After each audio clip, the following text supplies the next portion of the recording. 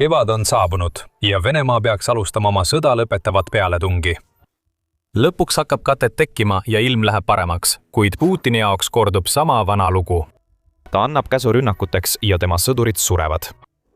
Venemaal oli just kogu sõja halvim kuu ja Ukrainal parim, sest kevadine pealetung kukkus läbi ja Venemaa sõjamasin põles läbi. Rekordilised kaotused, uus verstapost ja edenemistempo, mis on nii alandav, et Venemaa oleks võinud märtsi jooksul sama hästi mitte midagi teha. Need kõik on Putini jaoks negatiivsed hetked, mida me videos edasi uurime.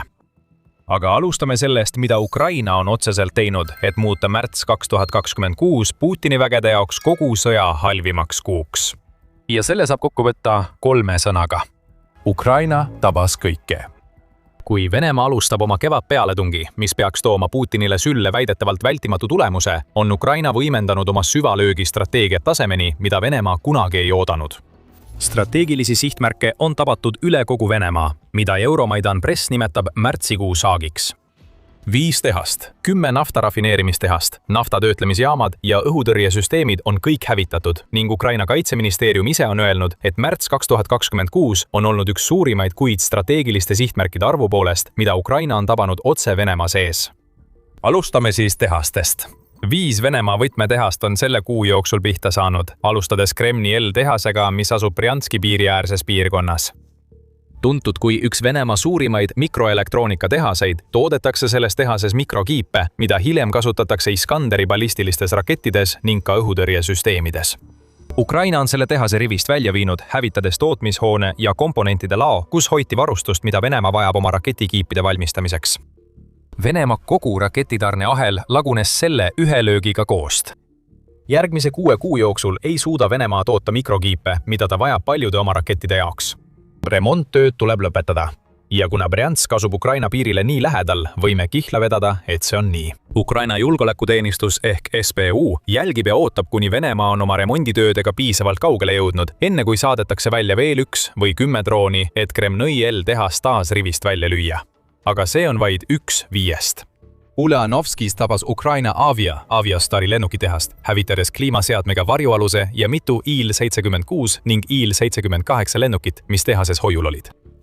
Aviastar toodab ja hooldab raske veolennukeid, teatab Euromaidan Press, nii et selle kaotus avaldab Venemaa logistikale laastavat mõju.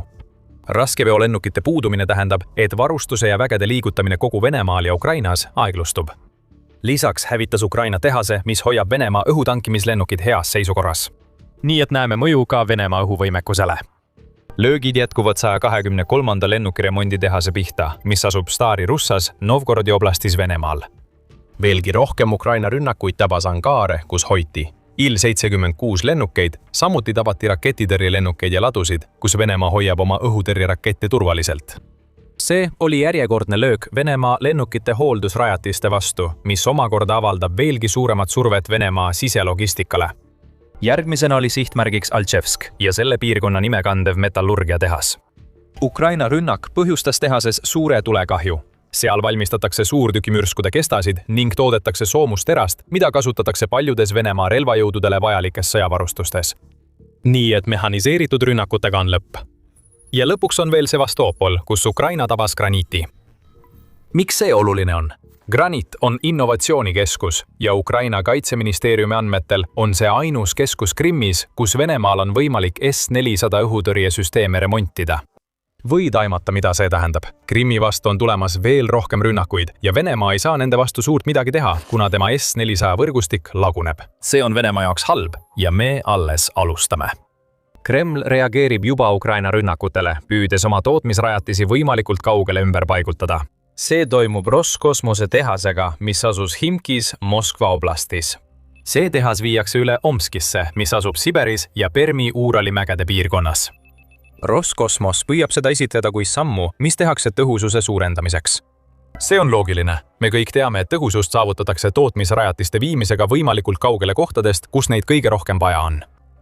See on muidugi täielik jama. Roskosmos viib oma tehased Moskva piirkonnast ära, sest nad on jälginud märtsis toimunut ja teavad, et Moskva jääb Ukraina droonide tegevusraadiusesse.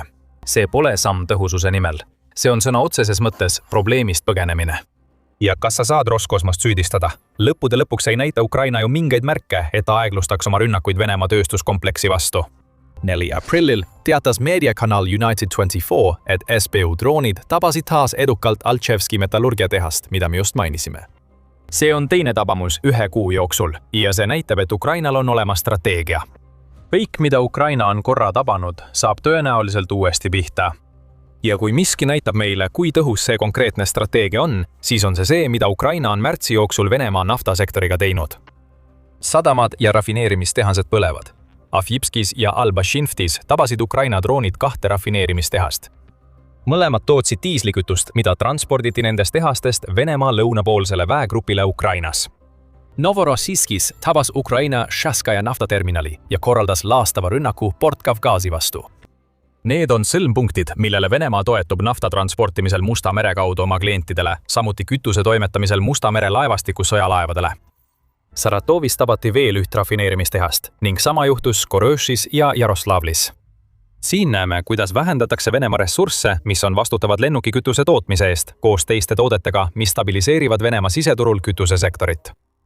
Siis olid need pealkirju pälvinud rünnakud, Primorsk ja Ust-Luga. Mõlemas on sadamad, mida Venemaa vajab selleks, et hoida oma naftaekspordi käigus läbi Läänemere ja edasi klientideni üle kogu maailma. Ja mõlemad on märtsi teisel poolel korduvalt Ukraina rünnakute alla sattunud. Pea meeles, see ongi see strateegia, millest me sulle rääkisime.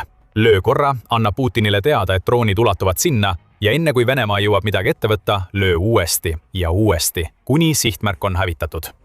Ust-Luga sai märtsis 5 korda pihta. Rünnakud registreeriti 22., 25., 27., 29.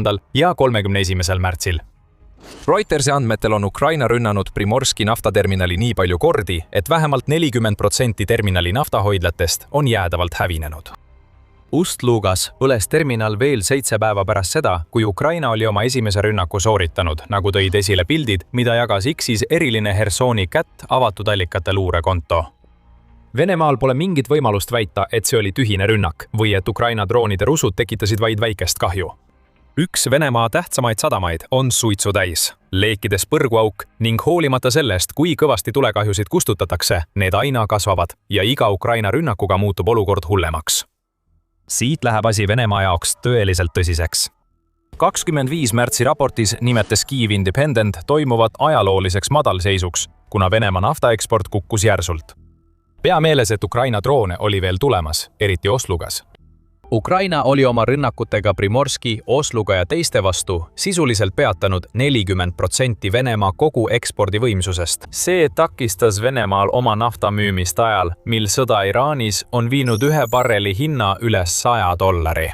Venemaa peaks praegu raha kokku ajama, kuid selle asemel peab ta tegelema kirjeldamatute mõõtmetega tulekahjudega just nendes sadamates, mis pidid olema tema vedelakulla päästerõngad. Rafineerimistehaste rindel teatas Moscow Times 30. märtsil, et Venemaa seisab nüüd silmitsi kütuse tootmise kriisiga. Ukraina on nutikalt ühendanud vähemalt 40% Venemaa ekspordivõimsuse hävitamise rünnakutega rajatiste vastu, mis toodavad kütust, mida Venemaa üritab müüa või oma vägedele saata. Ja siin läheb asi tõeliselt nutikaks. Ukraina rünnakud Primorski ja Osluga vastu takistavad Venemaal oma nafta transportimist. See avaldab omakorda mõju kannatada saanud rafineerimistehastele. Isegi kui nad suudavad oma tooteid toota, pole Venemaal neid kuhugi saata. Neid tuleb rafineerimistehastes ladustada seni, kuni ummik laheneb ja selleks ladustamiseks on ainult piiratud ruum, enne kui rafineerimistehased peavad sulguma ja lihtsalt ootama, kuni olukord selgineb. See on kaudne seiskumine, mis kaasneb droonirünnakute kaosega. Ja kui Ukraina jätkab naftaterminalide ründamist sellistes kohtades nagu Novorossijsk, Primorsk ja Osluga, siis Venemaal on varsti väga palju kütust ja naftat, millel pole kuhugi minna. Ja veel üks asi enne, kui liigume edasi Venemaa purustatud õhutõrje juurde. 1. aprillil teatas Kyiv Post, et Rosneft, mis on üks Venemaa suurimaid naftafirmasid, teatas, et nende puhas kasum langes 2025 aastal 73%. Kõrged maksud kasumilt, kõrged intressimäärad ja ühekordsed tegurid, mis sisuliselt tähendab sanktsioone ja droone, mis hävitavad meie tegevust, viisid selleni, et ettevõte teenis eelmisel aastal vaid $3,6 miljardit. Muidugi, see kõlab nagu suur summa, kuid see number, mis tähendab 73% langust, on Rosnefti jaoks halb ja seega halb ka Venemaa jaoks. Vähem müüdud naftat tähendab Kremlile vähem maksuturu. Ja nüüd, kui terminalid ja rafineerimistehased põlevad, vaatab Rosneft nüüd otse 2026. aasta püssitorru, mis on valmis talle näkku tulistama. Me pole veel isegi õhutõrjeni jõudnud, kuid juba on selge, et märts 2026 on olnud Venemaa jaoks kohutav kuu sõjas Ukraina vastu. Tulemas on veel palju rohkem, aga enne kui me selleni jõuame, tuletan kiiresti meelde, et te vaatate saadet Sõjaväeshow. Kui sa pole veel tellinud, siis nüüd on ideaalne aeg sellele nupule vajutada, et sa ei jääks ilma ühestki meie videost. Nüüd tagasi õhutõrje juurde. Venemaa kaotas märtsis Ukraina rünnakute tõttu palju neist. 12 S-300 ja S-400 õhutõrjesüsteemi hävitati selle kuu jooksul. Need mõlemad on pikamaa õhutõrjesüsteemid, millele Venemaa toetub droonide ja rakettide alla tulistamiseks. Tõsi, nad pole oma tööd eriti hästi teinud. Ukraina poleks suutnud märtsis Venemaad nii tugevalt tabada, kui need süsteemid oleksid korralikult töötanud. Kuid Venemaa eelistaks neid siiski omada, aga nüüd tal neid enam pole. Nendele kaotustele lisandus veel 10 Venemaa kesk- ja lühimaa õhutõrjesüsteemi hävitamine, sealhulgas Tor M1 Pantsir S1 Tunguska ja erinevad pukkõhutõrjeüksuste versioonid. Kõiki neid kasutatakse Venemaa tagalas ja sügavas tagalas Ukraina droonide tõrjumiseks. Irooniline on muidugi see, et just need droonid, mida need õhutõrjesüsteemid peaksid peatama, võtavadki need sõjast välja. Lisaks ära unusta Krimmi. Pole ime, kui see on sul meelest läinud, sest me oleme nii palju märtsikuu rünnakuid üles lugenud, et on lihtne järge kaotada, aga Ukraina hävitas ka remondi- ja hoolduskeskuse, mis hoiab Venemaa S-400 süsteemi töökorras. Nii et me näeme, kuidas Ukraina hävitab mitu kihti Venemaa õhutõrjesüsteemidest ja mitte ainult üksikute üksuste hävitamise mõttes, kogu spektri ulatuses. Ukraina ründab ka remondi- ja hooldusvõimekust, mis tähendab, et Venemaa kahjustatud üksused ei jõua enam tagasi lahinguväljale. Rünnakud õhutõrje vastu on olulised, sest need avavad ukse kõigele muule, millest me selles videos oleme rääkinud. Tehased ja naftarafineerimistehased põlevad, sest Ukraina kulutas märtsis sama palju aega turvaliste õhukoridoride loomisele kui nende võtmetähtsusega rajatiste ründamisele. See on keeruline strateegia ja Ukraina kasutab seda sama palju okupeeritud alade vastu kui Venemaa enda sees. Kyiv Independent toob selle esile, märkides seda. Analüüs. 1530 kinnitatud Ukraina rünnakust Venemaal ja okupeeritud aladel, mis viidi läbi ajavahemikus juuni 2025 kuni märts 2026, näitas, et 492 neist rünnakutest olid suunatud õhutõrje infrastruktuurile. Veel mitusada rünnakut olid suunatud ligipääsu ja õhuruumi kasutuse tõkestamise vahenditele, nagu elektroonilise sõjapidamise üksused ja juhtimissüsteemid. See on selge märk Venemaa õhutõrje nõrgenemisest ja me näeme selle mõju Venemaa põlevates naftaterminalides ja purustatud tehastes. Ja et veelgi Venemaa õhutõrje haavale soola raputada, juhtus see kõik kuul, mil Ukraina õhutõrje töötas paremini kui viimastel kuudel. Ukraina kaitseministeeriumi X-konto andmetel on Ukraina õhutõrje efektiivsus viimase 4 kuu jooksul kasvanud 9,7% võrra. Praegu on Ukraina õhutõrje efektiivsus 89,9%, olles detsembris olnud 80,2%. Ja eesmärgiks on saavutada 95% efektiivsus, kasutades lääne õhutõrjesüsteemide ja oma toodetud vahendite kombinatsiooni, näiteks tõrjedroonid, mida on kasutatud Venemaa Shahed-tüüpi droonide vastu. Ukraina muutub õhuohtude vastu kaitsmisel järjest paremaks, samal ajal kui Venemaa seisab silmitsi rohkemate selliste ohtudega kui kunagi varem. Ja just sellepärast oli märts 2026 Venemaa jaoks selle sõja seni kõige hullem kuu. Sain aru. Rääkimist on veelgi rohkem, sest Venemaa probleemid õhus süvenevad veelgi tänu täiesti katastroofilisele kevad- ja suverünnaku algusele, mis pidi viima Donbassi ja suure osa Ukraina lõunaterritooriumi vallutamiseni Venemaa poolt.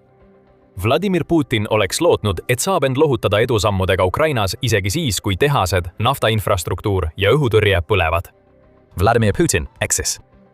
Kui vaatame olukorda maapinnal, siis märts 2026 oli esimene kuu 2,5 aasta jooksul, mil Venemaa ei saavutanud Ukrainas mitte ühtegi territoriaalset edasiminekut.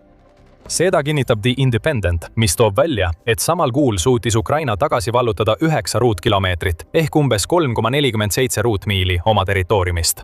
Sest Venemaa maapealne rünnak on kannatanud jätkuvate sideprobleemide tõttu, mille on põhjustanud Starlinki kaotus ja Putini enda kampaania Telegrami sõnumirakenduse vastu. See näitab meile, et kevadrünnak, mida iseloomustab see, et Venemaa alustas märtsis rohkem rünnakuid Ukraina kaitsepositsioonide vastu kui ühelgi teisel ajal 2026 aastal, on alanud halvasti. Unustage see.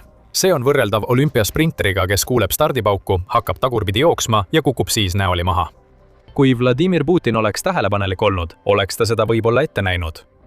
Venemaa edusammud Ukrainas on juba pikka aega aeglustunud, nagu Sõjauuringute Instituut märkis oma 31. märtsi hinnangus Venemaa sissetungile Ukrainasse. Selles öeldakse, et ajavahemikus oktoober 2025 kuni 26 märts hõivas Venemaa vaid 1929,69 ruutkilomeetrit ehk umbes 745,06 ruutmiili Ukrainast. See on juba iseenesest väike arv, kuid see kahvatub võrreldes ajavahemikuga oktoober 2024 kuni 25 märts, mil Venemaa suutis vallutada 2716,57 ruutkilomeetrit ehk umbes 1048,87 ruutmiili Ukrainast. Venemaa väed on maapinnal ummikusse jooksmas isegi siis, kui kevadine pealetung ametlikult algab. Ja nad on just jõudnud kõige süngeima tähiseni. Kui Putin viskab järjest rohkem inimesi lihaveskisse, on Venemaa sõjas ületanud 1,3 miljoni kaotuse piiri. Seda kinnitab Minfin, kelle ametlikuks numbriks oli 5. aprilli seisuga 1 303 550 kaotust. See on katastroofiliselt suur kaotuste arv. See on kindlasti rohkem kui ühegi kaasaegse sõjaväe kaotused. Võrdluseks, USA ja tema liitlasväed kaotasid Afganistanis operatsiooni Enduring Freedom käigus 3486 inimest, nagu teatab Ühendkuningriigi heategevusorganisatsioon Help for Heroes. See operatsioon kestis 13 aastat, oktoobrist 2001 kuni detsembrini 2014. Venemaa pole oma sissetungiga Ukrainasse veel isegi kolmandikuni sellest ajast jõudnud, kuid kaotuste arv on selline, et tundub nagu Putin peaks sõda omaenda sõjaväe vastu. Märts mängis suurt rolli selles, et Venemaa jõudis uue verstapostini, mida ükski kaasaegne armee ei tohiks kunagi saavutada. 17. märtsil registreeris Venemaa rekordilise päeva, kaotades 1710 sõdurit, mis on seni 2026 aasta suurim kaotus. Putinil läheb asi ainult hullemaks. Kuna Venemaa viimane pealetung intensiivistub, tundub peaaegu vältimatu, et näeme mitut päeva, mil Venemaa kaotab 24 tunni jooksul üle 2000 sõduri. Seda probleemi süvendab asjaolu, et märts oli järjekordne kuu, mil Venemaa vabatahtlike värbamine jäi lahinguväljal saadud kaotustele alla. Kinnitatud Vene kaotused olid 89 000 ajavahemikus jaanuarist märtsini. 2026 teatas meediaväljaanne United 24 1. aprillil. Tõenäoliselt on tegelik arv palju suurem, võib-olla isegi üle 100 000, kuna need on vaid need kaotused, mida Ukraina on suutnud kaameraga kinnitada. Sama perioodi jooksul on Venemaa värvanud vaid 80 000 uut sõdurit, teatab sama väljaanne. See tähendab, et see jääb oma eesmärgist värvata 409 000 sõdurit 2026 aasta lõpuks kaugele maha ning jääb eesmärgile alla ajal, mil kaotuste arv kasvab. See pole Putini jaoks sugugi hea. Kuidas on Venemaa läbikukkunud president sellele reageerinud? Kui sa arvad, et see muudab Venemaa lähenemist või teeb midagi, mis võiks lahinguväljal ja omaenda territooriumil kaotuste voogu tagasi pöörata, siis sa pole viimase 4 aasta jooksul tähele pannud. Putinil pole ühtegi uut ideed. Aga see, mis temal ja tema Kremli käsilastel on ähvardused. Naljakal kombel on Venemaa vaadanud, milline segadus on märts 2026 olnud ja otsustanud, et just nüüd on ideaalne aeg öelda Ukrainale, et ta peab Donbassi loovutama. 31. märtsil teatas Ukraina president Volodymyr Zelenski, et Venemaa on öelnud Ukrainale, et ta peab 2 kuu jooksul oma väed Donbassist välja viima. Putini pressisindaja Dmitri Peskov on sellele nõudmisele veelgi rõhku pannud, öeldes, et Zelenski peaks selle otsuse tegema Ukraina sõdurite huvides kohe, et päästa nad õuduste eest, mida Venemaa kavatseb põhjustada. Kas Putin on vaadanud sama sõda nagu kõik teisedki? Venemaal oli 2026 aasta märtsis Ukraina sõja kõige halvem kuu ning nüüd otsustatakse, et on aeg esitada Ukrainale nõudmisi. Võtke väed Donbassist välja ja Venemaa lubab lõpetada rekordiliste kaotuste kandmise vägede ja õhutõrje osas ning on piisavalt armuline, et lubada Ukrainal lõpetada meie naftataristu ja tehaste ründamine. See on naeruväärne nõudmine ja näitab, kui kaugel on Kreml tegelikkusest, mis toimub lahinguväljal ja nende enda territooriumil. See on venelaste meeleheide. Ja kui märts 2026 midagi näitab, siis taganemist ei tule, vaid Ukraina armee, mis on selgelt jõudu kogumas, toob Venemaale hoopis rohkem tulejõudu. Pokrovsk pidi olema langenud. Donetski piirkonnas asuv linn pidi olema Venemaa kontrolli all ning seda kasutati lähtepunktina rünnakuteks sügavamale piirkonda. Aga see just muutus. Midagi erakordset toimub Pokrovskis, kuna Ukraina suutis piirkonnas läbi viia pöörase 3 kilomeetri pikkuse läbimurde. Venemaa tabati püksid maas. Kuid kõige suurem uudis on see, et Pokrovsk on vaid üks näide sellest, mis toimub kogu rindejoonel, kuna sügavad löögid ja vasturünnakud annavad Ukrainale kogu initsiatiivi. Alustame sellest, mis juhtus Pokrovskis. 19. mail avaldas Ukraina vabatahtlik armee pressiesindaja Serhii Bratatšuk, et Ukraina rünnakumeeskonnad suutsid end kiiluda sügavale Pokrovski piirkonda, mida Venemaa väidab enda kontrolli all olevat. Jõhker pealetung viis Ukraina kaitsejõud kuni 3 kilomeetri sügavusele läbi Vene kaitseliinide, kuna järjestikused vasturünnakud näitasid, et Ukrainal on täiuslik vastus nendele reservidele, mida Putin praegu Pokrovski piirkonda pumpab. Need reservid on halvasti välja õpetatud ja halvasti ette valmistatud selleks, mida kogenumad Ukraina võitlejad lahinguväljale toovad. Ukraina näitas just Putinile, miks see on probleem, kusjuures Bratatšuk nimetas toimunut enamaks kui tavapärased taktikalised tegevused. Bratatšuk avaldas UATV-le nii palju kui sai. Kui me räägime Pokrovskist, siis ilmselgetel põhjustel ei saa ma täpset asukohta nimetada. Kuid siin õnnestus kaitsejõududel läbi viia mitte ainult taktikalisi vasturünnakuid, vaid neid võib nimetada läbimurdvateks tegevusteks, kuulutas Bratatšuk ja lisas. Sest mõnes kohas õnnestus meie jõududel tungida Vene okupantide kaitse sügavusse kuni 3 kilomeetri kaugusele. Siis edastas ta viimase sõnumi, mida Putin kuulda tahtis, ja operatsioon jätkub. Kui Venemaa püüab Donetskile keskenduda, alustab Ukraina nutikaid vasturünnakuid piirkondades, kus Putini väed on kõige nõrgemad. Nüüd näib, et Pokrovski piirkond on üks neist. Ja kui Bratatšukil on õigus, siis see, mida me just nägime, ei ole ühekordne juhtum. See on lähtepunkt rohkematele operatsioonidele, mida Ukraina kasutab, et tungida sügavamale Vene kaitseliinidesse, millel omakorda on suured tagajärjed sellele, mida Putin ülejäänud Donetski jaoks plaanib. Ja veelgi enam, saime väikese ülevaate sellest, kuidas Ukraina Pokrovski pealetung välja nägi. Ukraina mehitamata süsteemide vägede 413. rügemendi ehk Raid-rügemendi kaudu. Postituses X-is jagas Raid videot, kus üks nende droonidest tabab otse Vene komandopunkti, mis asub Pokrovskis kõrghoone varemetes. Video on huvitav. Iga droon järgneb eelnevale ja me näeme, kuidas komandopunkt laguneb, kuni hetkeni, mil sellest on saanud leekides vrakk. Raid avaldas, et seda komandopunkti kasutas Vene Föderatsiooni 51. armee 9. eraldi motoriseeritud laskurbrigaad ehk SMRB. Ja see oli meelega üles seatud kõrghoone varemetesse, sest Venemaa lootis, et see muudab komandopunkti avastamise võimatuks. Venemaa eksis. 51. armee 9. SMRB komandopunkti hävitamine nõrgestab vaenlase võimet planeerida ja koordineerida pealetungi operatsioone Donbassis, teatas Raid.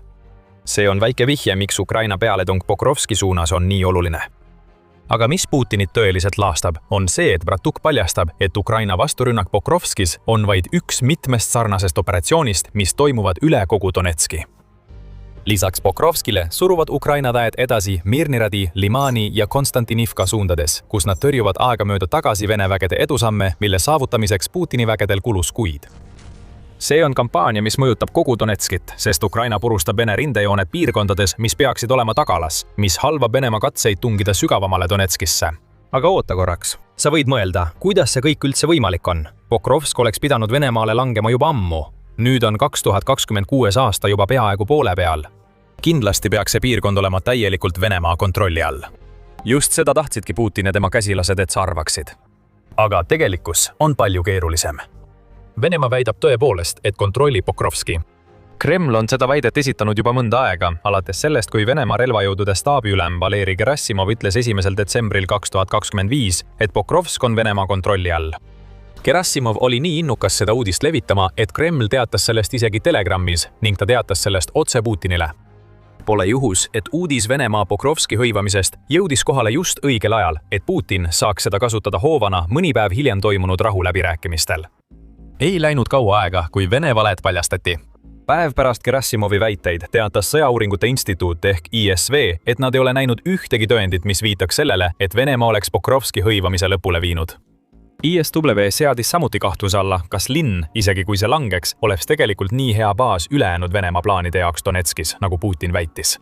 Tol ajal olid Ukrainal endiselt kindlustused Pokrovskist, läänes, põhjas ja kirdes, mis raskendasid Venemaa edasitungi selles piirkonnas.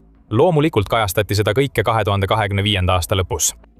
Venemaa on sellest ajast alates rohkem edasi liikunud ja keegi ei loo illusioone, et Pokrovski olukord oleks Ukrainale hea, kuid see pole ka nii mustvalge, nagu Venemaa tahab näidata.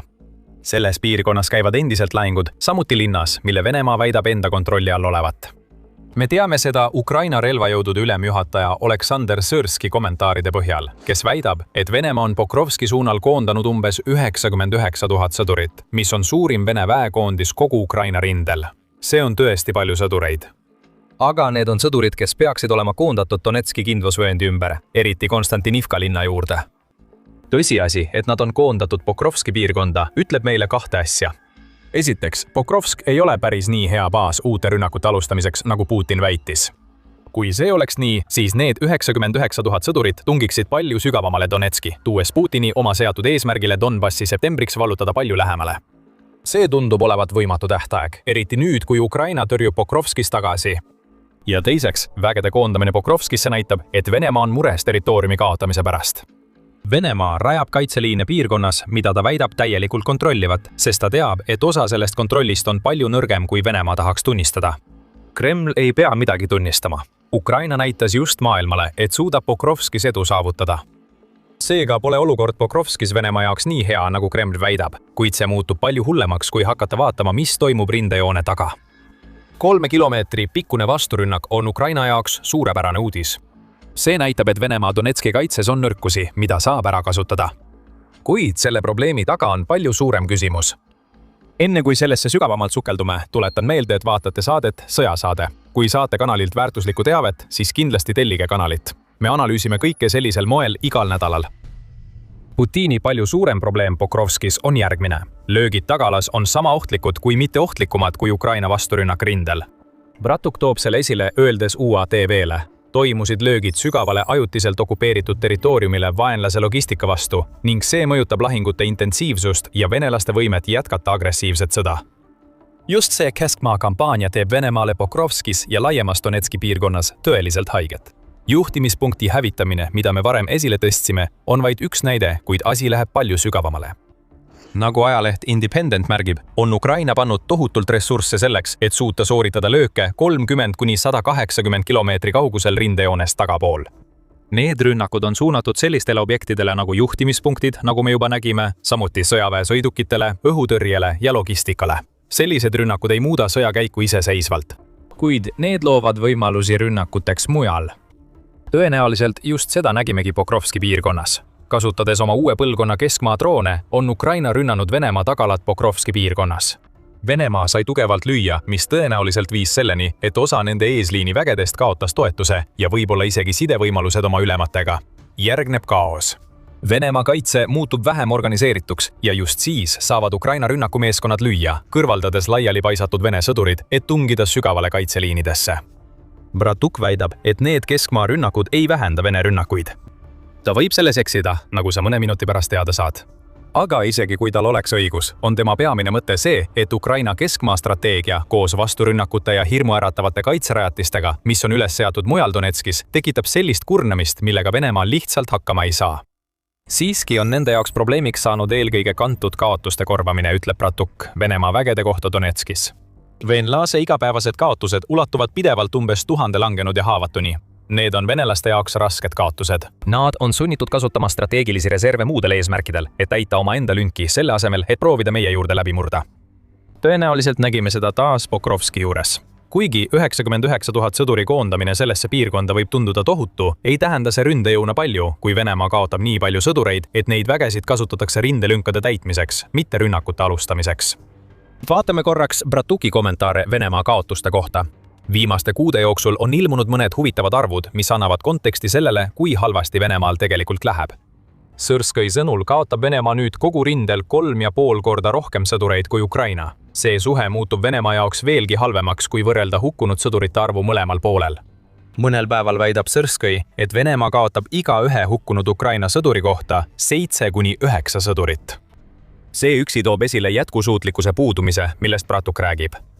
Surnud sõdureid ei saa lahinguväljale tagasi saata, samas kui haavatud sõdurid võivad paraneda ja uuesti võidelda.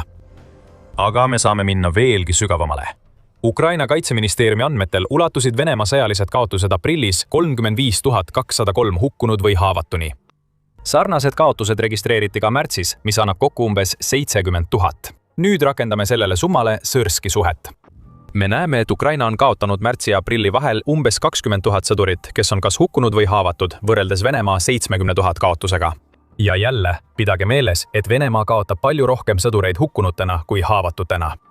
10. märtsil ütles Ukraina president Volodõmõr Zelenski, et 62% Venemaa kaotustest moodustavad Ukraina poolt tapetud sõdurid ja 38% on haavatud. Seega tähendab 70 000 kaotust 2 kuu jooksul. 43 400 sõdurit, keda Venemaa enam kunagi tagasi ei saa. see on rohkem kui 2 korda suurem kui Ukraina kogukaotused samal perioodil. Bratukil näib olevat õigus. Venemaa kaotab sõdureid tempos, mis pole jätkusuutlik ja me saame neisse arvutustesse veelgi sügavamale minna, et näidata, kui halvasti asjad Donetskis Venemaa jaoks on. 8. aprillil teatas United24 meediakanal, et Venemaa kaotab Donetski piirkonnas iga vallutatud ruutkilomeetri kohta 316 sõdurit. Selles piirkonnas on jäänud vallutada umbes 6000 ruutkilomeetrit. Kui räägime jätkusuutlikkusest, siis need arvutused on Putinile probleemiks. Selle tempoga peab Venemaa Donetski täielikuks vallutamiseks ohverdama peaaegu 1,9 miljonit sõdurit. See ei paista hästi nende 99 000 sõduri jaoks, kes on kogunenud Pokrovski. Venemaa on kõik need sõdurid mõne kuuga ära kulutanud, siis on vaja järjest rohkem ja rohkem. Donetsk pole ikka veel langenud. Kui lisada siia veel Ukraina edusammud Pokrovskis ja kõik need keskmaa rünnakud, mida Ukraina korraldab, siis muutub olukord Venemaa jaoks veelgi hullemaks. Ukraina saavutas Pokrovskis erakordse tulemuse. Venemaa tabati täiesti ootamatult ja järgmised paar kuud saab ta korralikult karistada. Ja kõige hullumeelsem selle kõige juures on see, et Putin jätkab oma vägede käskimist marssida lõug ees Ukraina lahingusse. Ukraina presidendi kantselei asejuht Pablo Palisa ütleb, et Donetsk saab olema Venemaa peamine fookuspunkt, kui ebaõnnestunud kevadrünnak liigub suvesse. Putini eesmärk on endiselt jõuda Donetski halduspiirini ja see tähendab, et tal on vaja stabiilset Pokrovski, kust rünnakuid alustada ning kokkuvarisenud kindlustuste vööndit. Tal pole kumbagi. Ta pole isegi nende kahe asja saavutamisele lähedalgi. Kuid Putin annab ikkagi käsu rünnakuteks, mis muutuvad iga kuuga nõrgemaks, kuna Ukraina purustab Vene tagala ja võtab Pokrovskis territooriumi tagasi. Venemaa jätkab survestamist, kuid olukord hakkab murenema. Ja see toob meid kenasti tagasi Bratuki kommentaaride juurde Venemaa rünnakute taseme säilitamise kohta. See ei pruugi olla täpne. 19. mail avaldas Sõrski, et Ukraina on rünnakute arvult Venemaaga võrdsustunud ning mõnel päeval on selles vallas isegi Ukraina ees. Näiteks eile, kuid kindral ei täpsustanud täpset kuupäeva. Olukorda iseloomustas see, et meie pealetungide arv ületas esimest korda vaenlase pealetungide arvu, väitis Sõrski intervjuus Milutinovile. Nüüd, Sõrski ei öelnud, millal see eile oli. Intervjuu avaldati 9. mail, kuid see võidi salvestada varem. Kuid peamine järeldus on see, et Ukraina lööb Venemaad tugevamalt kui Venemaa Ukrainat. See ei peaks nii olema. Ja see on Ukraina jaoks uskumatu saavutus, arvestades, et Venemaa on koondanud Pokrovski piirkonda 99 000 sõdurit. Surve Putini vägedele hakkab kasvama ja 3 kilomeetrit, mis Pokrovskis saavutati, on tõestus sellest, et surve hakkab vilja kandma. Zelenskil on samuti palju öelda selle kohta, mida me nüüd Pokrovskis, Donetskis ja kogu lahinguväljal näeme. Oma 19. mai igapäevases pöördumises rahva poole ütles Ukraina president, et sõjaõnn kogu rindel pöördub. See kuu on toonud dünaamikas muutuse meie kasuks, Ukraina kasuks. Me hoiame rohkem positsioone ja põhjustame rohkem kahju. Meie kaugmaa rakettide mõju Venemaa vastu on olnud eriti märkimisväärne. Zelenski kinnitas samuti, et ta on heaks kiitnud Ukraina kaugmaa operatsioonide plaanid juuniks. Me tuleme selle tähtsuse juurde tagasi pärast seda, kui toome esile veel ühe muutuse Ukraina sõjas. Käimas on sõjalised reformid, mille eesmärk on muuta Ukraina veelgi võimsamaks võitlusjõuks, kui ta juba on. Oma intervjuus Milutinovitšiga ütles Sõrski, et luuakse uusi lepinguid. Ukraina sõduritele pakutakse kõrgemat palka ning kehtestatakse paremad mehhanismid teenistusest vabastamiseks neile sõduritele, kes on oma lepingut täitnud.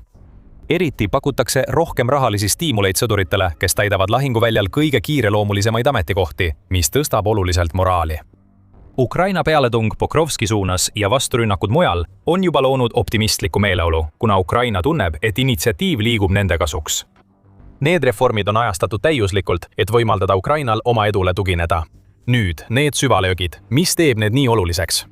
Zelenski soovib väga rõhutada, et ta on heaks kiitnud Ukraina süvalöökide kampaania plaanid, sest need toetavad seda, millest me juba rääkisime, Venemaa tagala jõu järk-järgulist nõrgestamist. Okupeeritud aladel purustavad keskmaadroonid toetussüsteemi, mida Putini käsilased rindel vajavad, mis loob Ukrainale võimalusi alustada selliseid vasturünnakuid, nagu me nüüd Pokrovskis näeme. Siiski hõlmab laiem pilt Ukraina lööke sügavale Venemaa enda territooriumile. Ukraina rünnakud Venemaa sisemaale on põhjustanud tõsiseid probleeme. Enne Pokrovski läbimurret lasi Ukraina, Moskva ja Venemaa sisemaa pihta sadu droone, sealhulgas rünnaku Permi naftarafineerimistehasele, mis asub Ukrainast 1500 kilomeetri kaugusel ja mida on mais mitu korda tabatud. Ukraina kaugrünnakute kampaania on muutunud nii ulatuslikuks, et Atlantic Council tundis end piisavalt kindlalt, et öelda 19. mai artiklis, et Ukraina võidab droonisõda. Ukraina rünnakud Venemaa naftarafineerimistehaste ja sadamate vastu on piiranud Venemaa võimalusi teenida kasumit oma kõige väärtuslikumalt toodangult. Lisaks on need põhjustanud raskusi kütuse ja teiste naftatoodete toimetamisel Ukrainas tegutsevatele vägedele. Iga rünnak õhutõrjesüsteemi vastu okupeeritud Ukrainas avab õhuteid, mida Ukraina saab kasutada uute rünnakute korraldamiseks Venemaa vastu. Isegi Ukraina FPV droonidel on pikendatud lennuulatus. Mõned neist suudavad lennata üle 70 kilomeetri kaugusele, et rünnata Vene tagalas. See on strateegia, mis põhineb 1000 väiksel löögil ja nüüd hakkame nägema selle tulemusi. Nii muljetavaldav, kui Ukraina vasturünnak Pokrovski piirkonnas ka poleks, on see vaid üks paljudest tagasitõrjumistest, mille Ukraina on 2026 aastal läbi viinud. Lõunas ja idas vabastatakse alasid. Venemaa väed rindel nõrgenevad, kuna nende otsene toetus okupeeritud aladel hävitatakse ja Ukraina kaugrünnakud muutuvad intensiivsemaks. Kevadise ja suvise pealetungi alus, mis pidi Donetski vallutama, on kokku varisenud.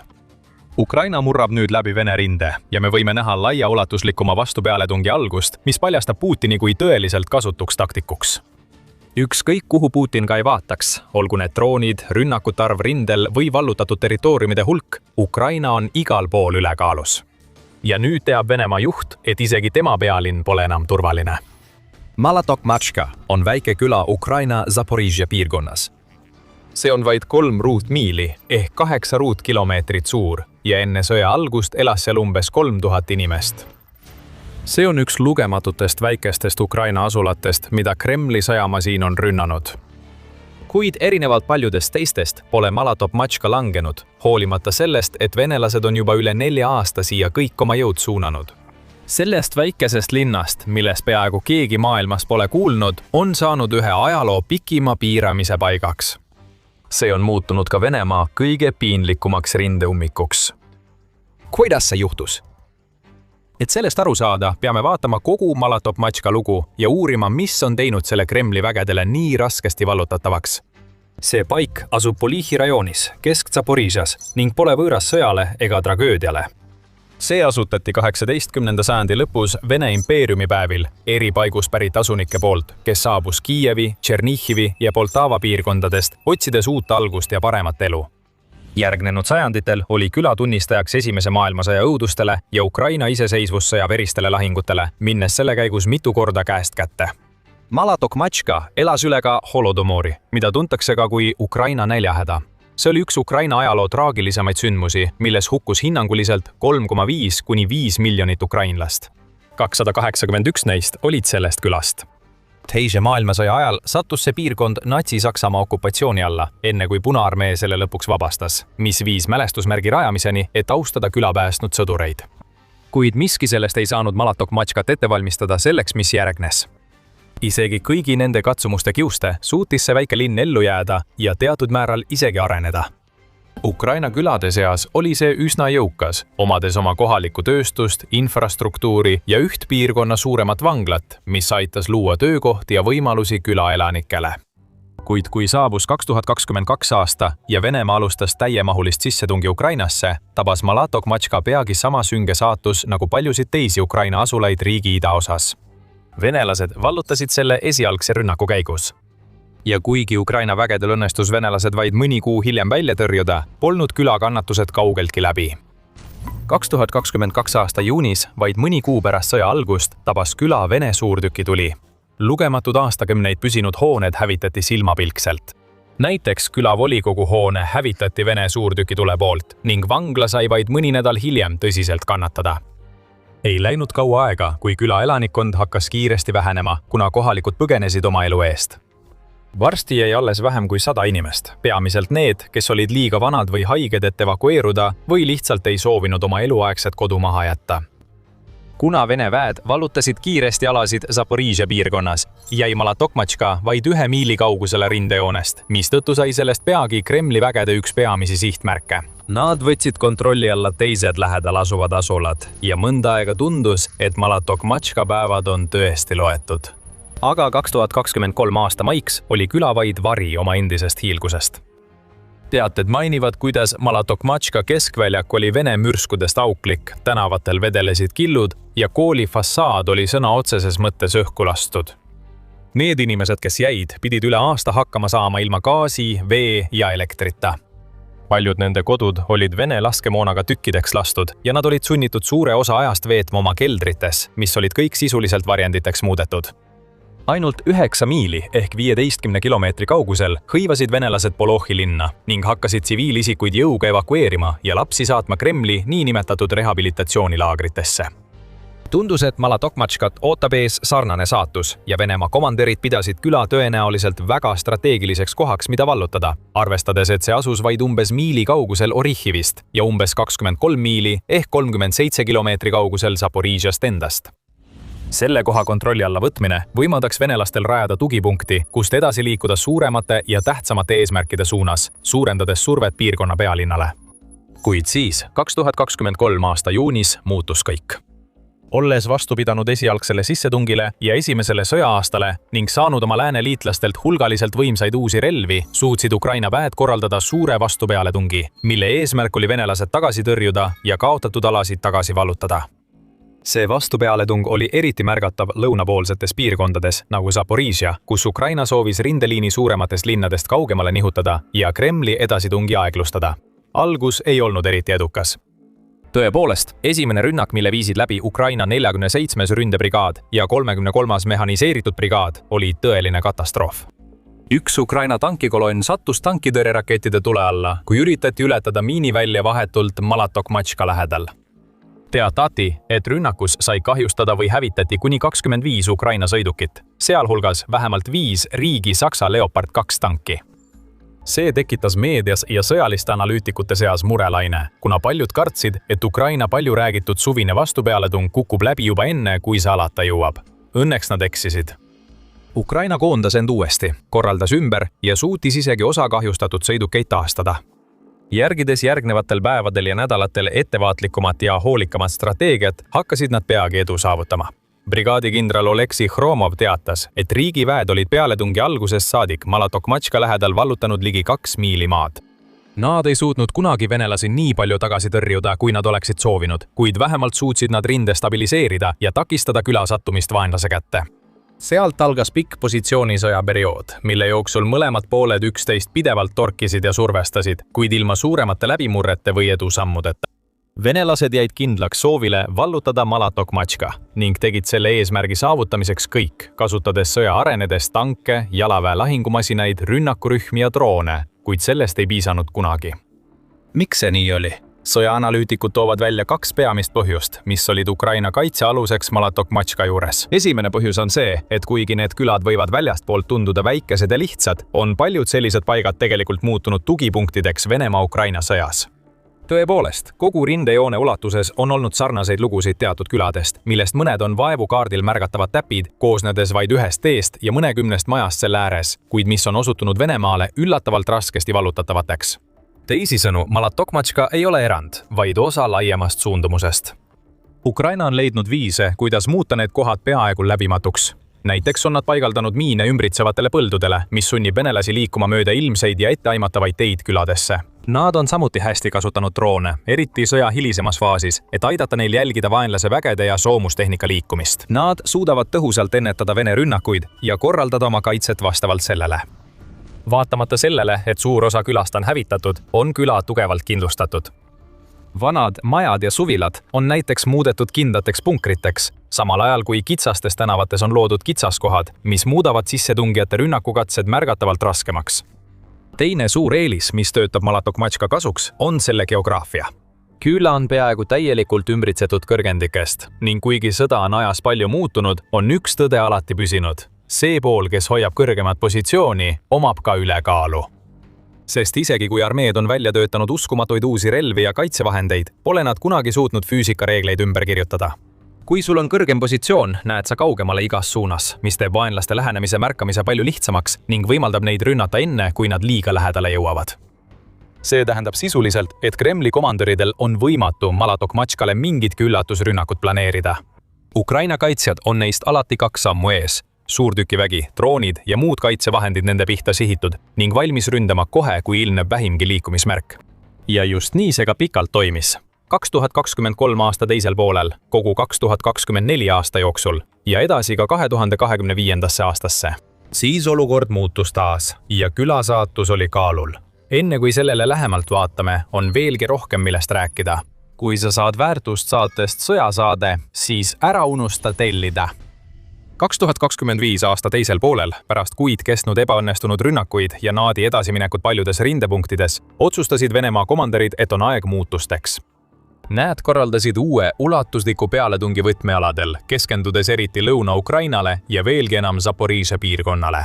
Käsud tulid ülevalt poolt. Venemaal oli vaja edeneda ja seda kiiresti.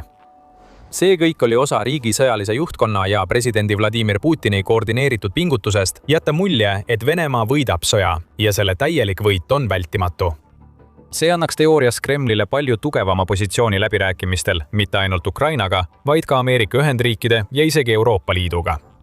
Mida rohkem maad riik suudaks enda omaks kuulutada, seda rohkem trumpe oleks tal käes. Seetõttu moodustati täiendavad rünnakurühmad, et edasi liikuda.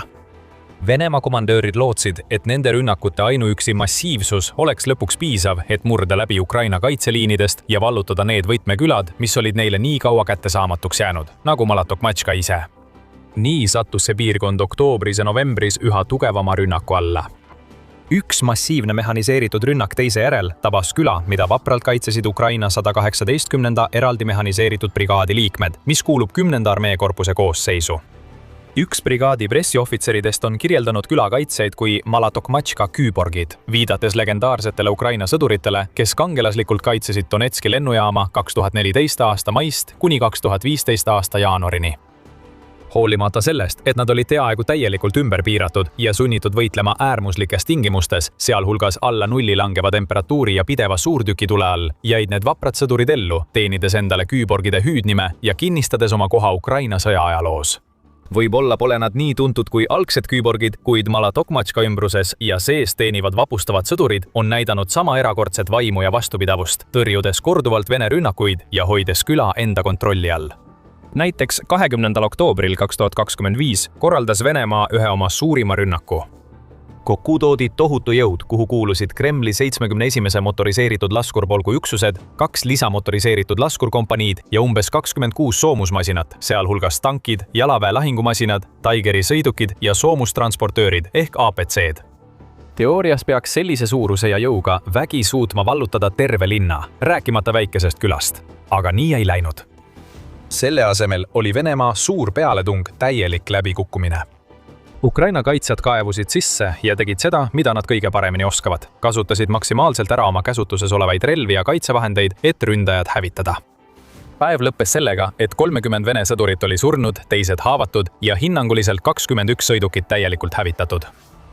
Vaatamata kõigele sellele väitsid Vene ametnikud võib-olla piinlikkusest või lihtsalt propagandataktikana, et nende jõupingutused olid olnud edukad. 16. novembril 2026 teatas Riigi Kaitseministeerium, et Malatokmatška on täielikult vallutatud ning kaitseminister Andrei Belosov ütles, et küla on täielikult vabastatud. Ja et Moskva väed on hästi teel oma suuremate pikaajaliste eesmärkide saavutamise poole.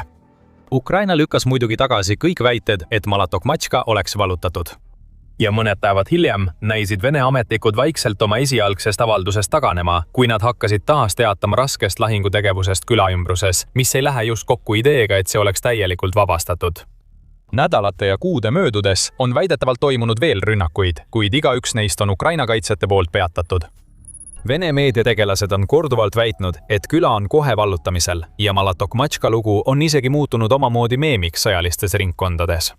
Ukrainlased on internetis kokku pannud klippe Venemaa sõjalise eksperdi kommentaaridest piirkonna edusammude kohta, samal ajal humoorikalt välja tuues, et maailma teine armee pole ikka suutnud vallutada vaid mõnesaja elanikuga küla. Mõned Vene ülikoolid on isegi jõudnud sinnamaani, et ähvardavad välja visata tudengeid, kes mainivad Malatokmatškat mingilgi pilkaval moel või julgevad viidata oma riigi sõjalistele läbikukkumistele. Aga ärge tehke viga, see on tõeliselt ajalooliste mõõtmetega läbikukkumine. 2026 aasta mai keskpaigas tõi United 24 meedia välja, et venelaste selle väikese küla piiramine oli ametlikult kestnud üle 1500 päeva. see teeb sellest ühe pikima ühe koha piiramise, mis kunagi on registreeritud. Pikem kui näiteks roomlaste poolt Kartaago piiramine, mis kestis umbes 1100 päeva. Pikem kui Gibraltari suur piiramine, mis kestis hinnanguliselt 1320 päeva. Pikem kui Leningradi, Rooma, Aleksandria, Jeruusalemma ja Konstantinoopoli piiramine. Ajalugu on täis näiteid väidetavalt suurtest armeedest, kes on sattunud näiliselt läbimatute kinduste vastu ja saatnud lugematul hulgal mehi surma, püüdes neid vallutada. Enamik neist näidetest keerleb siiski hiiglaslike linnade ümber, millel on massiivsed kindluse müürid, suured väravad ja tõelised kaitsjate armeed.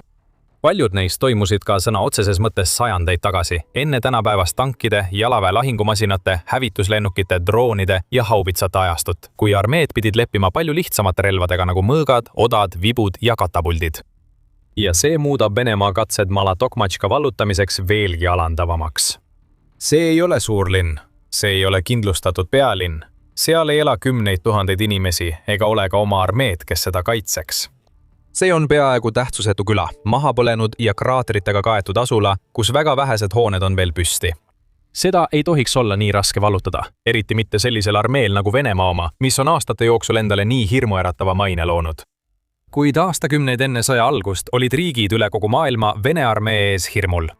Nad kartsid selle näiliselt lõputuid tankide ja lahingumasinate ladusid, tohutut sõdurite arvu ning peaaegu võrreldamatut jõudu. Nad jälgisid ja nägid, kuidas Kremli ametnikud kiitlesid oma viimaste ja parimate rakettide murranguliste võimete üle või esitlesid oma uusimat tanki suurtes sõjaväeparaadides. Nad arvasid, et peatamatu Vene sõjamasiin rullub peaaegu igast vastasest lihtsalt üle. Aga kogu see mütoloogia, kogu see aura, kogu see võim, mida Kreml nii meeleheitlikult püüdis näidata, on nüüd meie silme all murenemas. Sest sellised lood tõestavad, et Vene armee pole kaugeltki nii tugev, kui maailm kunagi kartis. Nad ei suuda isegi ühte küla vallutada. Nad on selle nimel kulutanud üle 4 aasta ja kaotanud hinnanguliselt 2000 sõdurit, lisaks kümneid sõidukeid, potentsiaalselt kümneid või isegi $100 miljoneid väärt sõjatehnikat ja personali, kõik asjata. Küla on endiselt Ukraina 118. mehhaniseeritud brigaadi käes. Nad kaevuvad sinna siiani, kasutades nutikalt ja strateegiliselt droone, miine ja muud, et vastaseid korduvalt üle kavaldada ja üle mängida. Samal ajal on isegi Venemaa karmid propagandistid olnud sunnitud tunnistama oma riigi piinlikku suutmatust piirkonda enda kontrolli alla saada. Üks neist läks nii kaugele, et võrdles Malatokmatška Trooja või Verdüüniga, viidates ajaloo kõige legendaarsematele lahingupaikadele. Tegelikult on Malatokmatška juures ainus legendaarne asi see, kui hästi Ukraina seda kaitseb. Isegi kui see lõpuks langeb, mis viimase aja sündmuste põhjal tundub ebatõenäoline, jääb see väike küla igaveseks ajalukku kui paik, mis purustas igaveseks Venemaa sõjalise üleoleku müüdi. See oli asula, mille Venemaa väitis end olevat vallutanud 2025 aasta lõpus.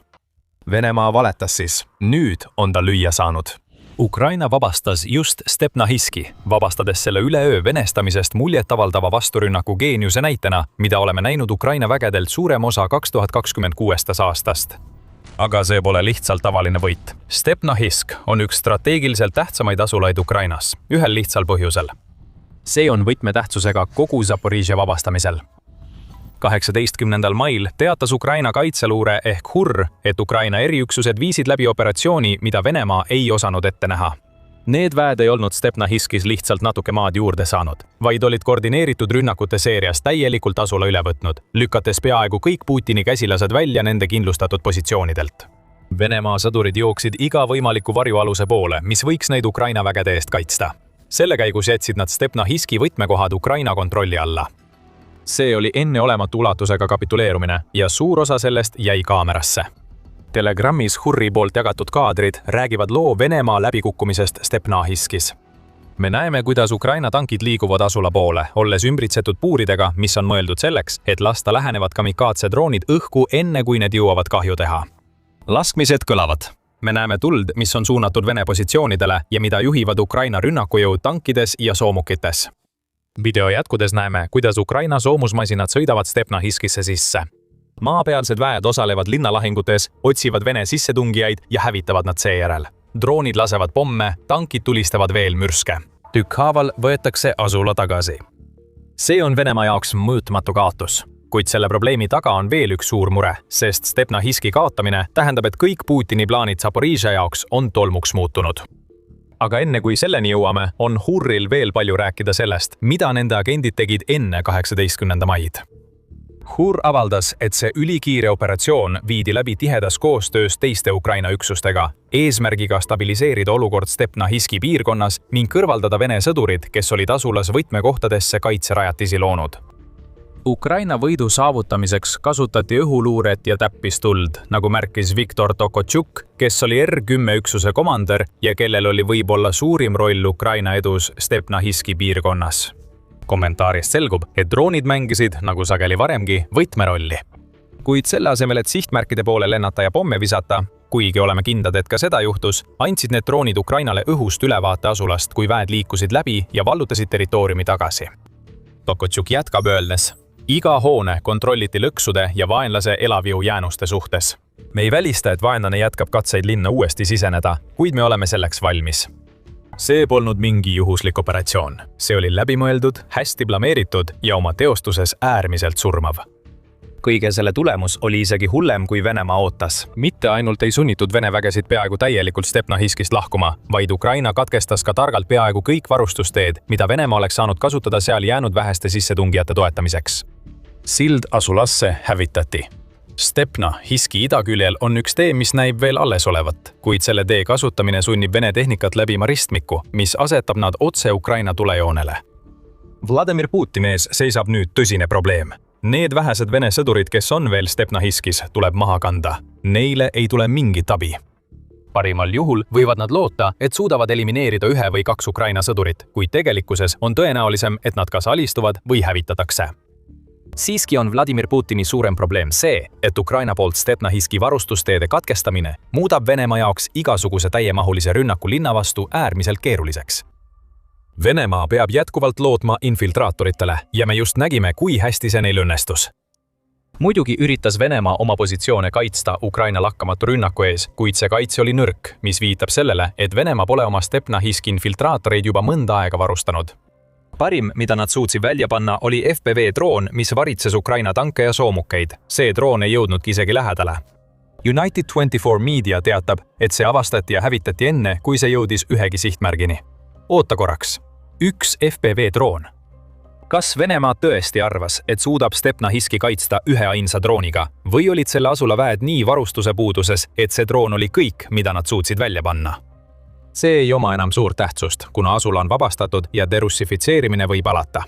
See, mida siin näeme, on aasta jooksul aset leidnud ebaõnnestunud Vene katsete kogusumma Stepnahiski vallutamiseks, nagu avalikustas Ukraina presidendi kantselei juht Kirillo Budanov.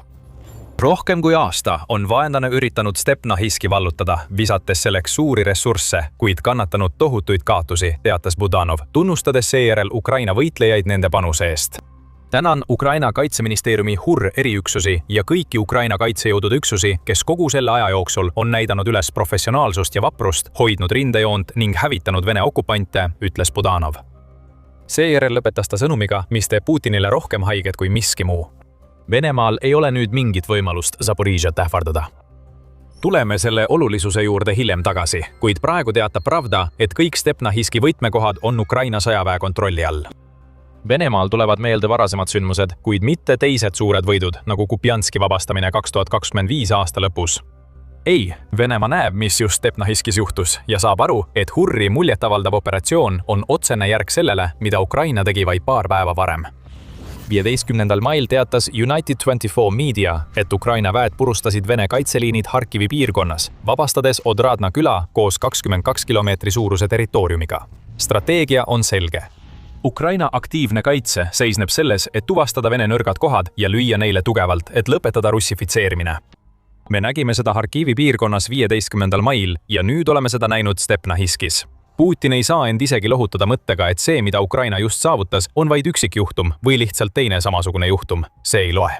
Mis loeb, on see, et Venemaa juht nutab oma viina sisse, sest see, mida ta just Stepnahiskis nägi, on osa mustrist, mis näitab, kuidas Venemaa märtsi alguses alustatud suur kevadrünnak on täielikult läbi kukkunud.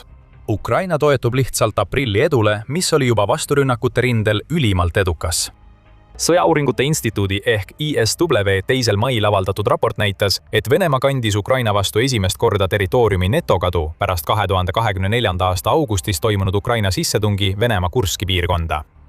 Kui me selle sissetungi kõrvale jätame, muutub lugu Putini jaoks veelgi hullemaks. Venemaal ei ole olnud netokadu alates Ukraina 2023. aasta suvisest vastupealetungist. Iga kuu pärast seda, välja arvatud 2024. aasta august, on Kreml saanud kiidelda territoriaalsete võitudega, ükskõik kui tagasihoidlikud need ka poleks olnud. Aprillis Kreml ei kiidelnud. Ja kui vaadata, kuidas mai kujuneb, kui Ukraina vabastab asulaid ja Putini väed põrkavad Donbassis jätkuvalt kaitseliinide vastu, nagu vastu telliskivi seina, siis võime olla tunnistajaks veel ühele Venemaa netokaole. Kui see juhtub, siis Stepnahisk on selle tipphetk. Ja see, koos kõigi teiste edusammudega, mida Ukraina on viimastel kuudel saavutanud, annab Putinile märku, et lahinguvälja initsiatiiv liigub Ukraina kasuks. ISW ütleb, et lahinguvälja andmed on juba mõnda aega viidanud sellele, et pööre on peagi toimumas. Vene vägede edenemise tempo lahinguväljal on alates 2025 aasta novembrist pidevalt langenud, kuna Ukraina jätkab maapealseid rünnakuid ja keskmaalööke. 2026 aasta veebruaris kehtestatud Venemaa Starlinki terminalide kasutamise keeld Ukrainas ning Kremli Telegrami piiramine on ISW hinnangul süvendanud juba olemasolevaid probleeme Vene sõjaväes, nagu märgiti 2. mail avaldatud raportis. Venemaa pole suutnud ühelegi neist probleemidest vastu astuda. Nüüd on see, mida CNN nimetab Venemaa võiduseeriaks Ukrainas, ametlikult läbi. Ukraina sõdurid hakkavad seda samuti tundma. Sõjaõnn on pöördunud, väidab ohvitser nimega Kirillo Bondarenko, rääkides CNN-ile. Ta märgib, et Vene väed, kellega Ukraina nüüd võitleb, on kurnatud ja nende moraal on langenud. See juhtubki siis, kui Putin kulutab ära iga vähegi andeka sõduri, kes Venemaal on.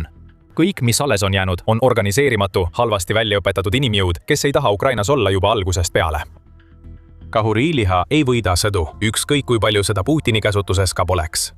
Ukraina on just tõestanud, et üks hästi koordineeritud vasturünnak võib tühistada terve aasta jagu Vene vägede pingutusi. Aga Stepnahisk on alles esimene samm ülejäänud Zaporižžja suunas. Enne kui me selgitame, miks see nii on, tuletame kiiresti meelde, et te vaatate saadet The Military Show. Kui selline analüüs sind huvitab, siis kindlasti telli meie kanal, et sa jääks ühestki meie videost ilma. Pealt näha ei pruugi Stepnahisk tunduda eriti oluline. See on väike maakoht, mille Venemaa tohutu sõjavägi peaks just või hõlpsasti vallutama. Selgelt pole neil see siiski õnnestunud. Kuid Ukraina selle asula vabastamisel ja derussifitseerimisel on tagajärjed, mis ulatuvad kaugele väljapoole külapiire. Stepnahisk oli Putini plaanide jaoks Zaporižžja piirkonnas ülioluline ja siin on põhjus miks. Kui rääkida kaosest, mida Venemaa on üritanud rindel infiltratsioonigruppidega tekitada, siis Stepnahisk annab Ukrainale võimaluse rindejoon stabiliseerida ja sirgendada. Nüüd on Ukrainal keskpunkt, mida saab kasutada sügavamateks pealetungideks okupeeritud Zaporižžja piirkondadesse ja just selle keskpunkti on Venemaa nüüd kaotanud. Enne kui Ukraina vabastas Stepnahiski, valmistati küla ette võimaliku Vene pealetungi tugipunktina Zaporižžjasse. Sellepärast kulutas Venemaa üle aasta püüdes asulat vallutada, kuid ebaõnnestus. See on stardiplatvorm tugipunkt, mis annab Stepnahiski kontrollijale suurepärase võimaluse kontrollida tulega ümbritsevaid logistilisi teid. Kas sa mäletad neid ristmikke, mida me varem mainisime ja mis on nüüd Venemaa ainus alles jäänud tee tagasi külla? Need on just need teed, mida Ukraina saab nüüd suurtükitulega pommitada iga kord, kui Vene väed on sunnitud Stepnahiskit ründama. See asula on oluline ka Putinile. Ta ei pruugi seda öelda, kuid 2025 aasta lõpus tegi Venemaa juht selgeks, et tungimine sügavamale Zaporižžja linna on Vene sõjaväe jaoks prioriteet. 29. detsembril teatas Reuters, et kindralpolkovnik Mihhail Toplinski, kes on üks Venemaa juhtivaid komandöre Dnipro sõjaväegrupis, oli seda Putinile öelnud. Venemaa väed olid vaid 15 kilomeetri kaugusel Zaporižžja linnast, mis on selle piirkonna kroonijuveel ja mille järgi linn oma nime on saanud. Selleks hetkeks, lisas Reuters, kontrollis Venemaa juba umbes 75% Zaporižžja oblastist, sealhulgas piirkonna tuumaelektrijaama. Aga linn on alati olnud peamine eesmärk. Ja Putin kinnitas seda detsembris, käskides oma armeel jätkata jõupingutusi Zaporižžja vallutamiseks. Stepnahisk oli selle eesmärgi saavutamiseks võtmetähtsusega, kuna see oli just selline tugipunkt, millest me varem rääkisime. Psühholoogiliselt on see Venemaa jaoks tohutu löök. Aasta aega kestnud rünnakud asulale on nüüd luhta läinud, kuid strateegiliselt on löök veelgi hullem. Kui Stepnahisk on Ukraina kontrolli all, saab Ukraina nüüd keskenduda sügavamale Zaporižžja piirkonda tungimisele ning tõenäoliselt on järgmine sihtmärk Huljapola. See ei tähenda, et Ukraina oleks kohe Huljapola tagasi võtmas. Varsti selgitame ka, mis on mai. aga see tähendab Putini jaoks seda, et stardiplatvorm, mis pidi viima Vene väed Zaporižžja linna suunas, saab nüüd Ukraina kasutada selleks, et sundida Venemaad viima vägesid ära operatsioonidelt Zaporižžja oblasti idaosas. See on Putini jaoks probleem. See tähendab, et Stepnahiskist on saanud Ukraina esimene samm piirkonna vabastamise suunas, mis on olnud pideva Vene rünnaku all alates sissetungi algusest. Tulles tagasi Venemaale osaks saanud psühholoogilise löögi juurde, on Stepnahisk huvitav juhtum. 2025 aasta lõpupoole esitas Venemaa hulgaliselt valesid väiteid asulate vallutamise kohta, valmistudes uueks rahuläbirääkimiste vooruks Ukrainaga. Arva ära, millise asula Venemaa väitis tol perioodil end vallutanud olevat? Õige, Stepnahajevsk. Venemaa väitis, et nad vallutasid selle asula detsembri lõpus koos väidetava Huljapola ja Kupjanski hõivamisega. Me nägime, kuidas need väited Kupjanskis tegelikult välja kukkusid ja just nägime, kuidas need Stepnahajevskis ümber lükati ning nüüd peavad Venemaa väed Huljapolas muretsema. Need, kes võisid Venemaa väiteid uskuda, mõtlevad nüüd samuti, mis toimub. Stepnahajevsk pidi olema juba ammu vallutatud, andes Putinile rohkem mõjujõudu rahuläbirääkimistel. Nüüd on see täielikult Ukraina käes. Me rääkisime varem hoogust ja see vabastamine näitab maailmale, et Ukrainal on tuul purjedes. Kui ja millal rahuläbirääkimised uuesti toimuvad, saab Ukraina viidata asulatele nagu Stepnahajevsk ja öelda, vaadake, Venemaa väitis, et oli selle asula vallutanud. Venemaa valetas siis ja nüüd on nad sealt välja aetud. Ärge laske Putinile end petta, et Venemaa on mingi kõikvõimas sõjavägi. Kes teab? Stepnahajevsk ja sellised asulad võivad rahuläbirääkimistes mängida suuremat rolli, kui keegi oleks osanud arvata. Igaüks, kes oli tähelepanelikult jälginud, mis asulas tegelikult toimus, isegi enne Ukraina derussifitseerimispüüdlusi, oleks Venemaa valedest läbi näinud. Veebruaris, 2 kuud pärast seda, kui Venemaa väitis, et on Stepnahajevski vallutanud, tuli päevavalgele, mis külas tegelikult toimus. Venemaa polnud midagi vallutanud. Stepnahajevski oli muudetud nii surmavaks tapmisväljaks, et sinna saadetud Vene sõdurid pidasid keskmiselt vastu vaid 12 minutit, enne kui nad üles leiti ja likvideeriti. Nüüd, kui Ukraina kontrollib Stepnahajevskit, saab sellist tapmisvälja luua ka mujal. Tükkhaaval saab Ukraina tungida sügavamale hallidesse tsoonidesse, kus Venemaa väidab võite, mida ta tegelikult pole saavutanud. See toob meid tagasi selle juurde, mis saab edasi Ukraina tõenäolises pealetungis Huljapola suunas. Venemaa pealetung selles suunas ei kulgenud juba niigi eriti hästi. Pea meeles, et Venemaa väitis juba 2025 aasta detsembris Huljapola vallutamist. Aga aprilliks teatas New Voice of Ukraine, et Venemaa oli seadnud esikohale pealetungi sellele asulale, mis ei ole just see, mida peaks tegema, kui oled juba midagi vallutanud. Isegi siis põhjustasid Ukraina vasturünnakud suurt segadust. Ukraina pealetung Aleksandrivka suunas sundis Venemaad ümber paigutama Huljapola jaoks mõeldud reservid. Ja see ongi asja mõte. Venemaa rindejoontele tekkisid nõrgad kohad isegi aprillis. See ei tähenda, et Stepnahajevski hõivamine tähendab, et järgmisena langeb Huljapola. Nende kahe asula vahel on mitukümmend kilomeetrit, seega üks ei vii automaatselt teiseni. Venemaa on suutnud Huljapola piirkonnas luua tugevama kaitseliini kui mujal Zaporižžja suunal. Küll aga saab Ukraina nüüd alustada vasturünnakuid teiste väikeste asulate vastu. Venemaa on saatnud sisseimbujaid igale poole, täpselt nagu Stepnahajevskis.